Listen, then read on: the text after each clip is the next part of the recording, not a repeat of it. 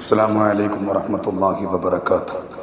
الحمد لله رب العالمين والعاقبة للمتقين الصلاة والسلام على رسول الله وعلى آله وصحبه أجمعين أما بعد.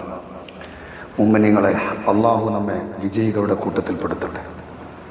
മരിക്കുന്ന സമയത്ത് കലിമ ചൊല്ലി മരിക്കുന്ന മുഅ്മിനീങ്ങളിൽ അള്ളാഹു പെടുത്തട്ടെ. എൻ്റെ അഭിബന്ധ്യരായ ഗുരുനാഥൻ, സമസ്ത കേരള ജംഇയ്യത്തുൽ ഉലമയുടെ കാര്യദർശിയുമായിരുന്ന ഷെയ്ഖുൽ ജാമിഅ ആലിക്കുട്ടി ഉസ്താദ് ഇന്ന് അള്ളാഹുവിൻ്റെ റഹ്മത്തിലേക്ക് യാത്രയായിട്ടുണ്ട്. ഖബറിൻ്റെ ആദ്യ രാത്രി ഇന്ന് പങ്കുകൊണ്ടിരിക്കുകയാണ്. അള്ളാഹ് പ്രിയപ്പെട്ട ഉസ്താദിനെ നീ സ്വീകരിക്കണേ തമ്പുരാനെ. അവരുടെ തഅലീമും തദ്രീസും അള്ളാഹ് കബൂലാക്കണേ തമ്പുരാനെ. തൻ്റെ ജീവിതത്തിൻ്റെ സിംഹഭാഗവും അള്ളാഹുവിൻ്റെ ദീനിനു വേണ്ടി ഹയാത്താക്കിയ വലിയ മനുഷ്യൻ.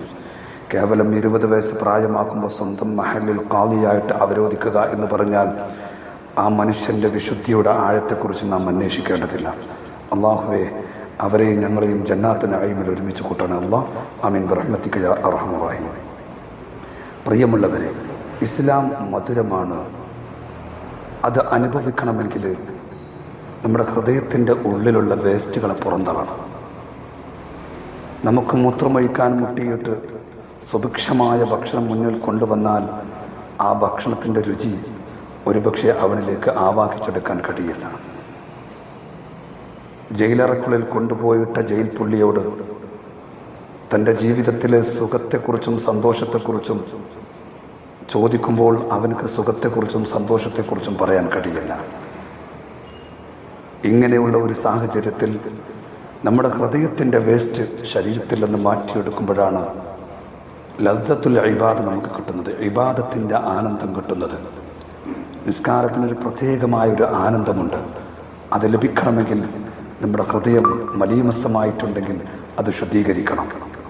ബിശ്റുൽ ഹാരിസ് റളിയല്ലാഹു തആല അൻഹു പറയുന്നുണ്ട്, ലാ തജിദു ഹലാവത്തുൽ ഇബാദ, ആരാധനയുടെ മാധുര്യം ലഭിക്കുകയേയില്ല, ഹത്താ തജഅല ബൈനക വ ബൈന ശഹവാത്തി സദാ, നീ നിന്റെയും നിന്റെ തടീച്ചയുടെയും ഇടയിൽ ശക്തമായ ഒരു വേലിക്കെട്ട് സ്ഥാപിക്കണം.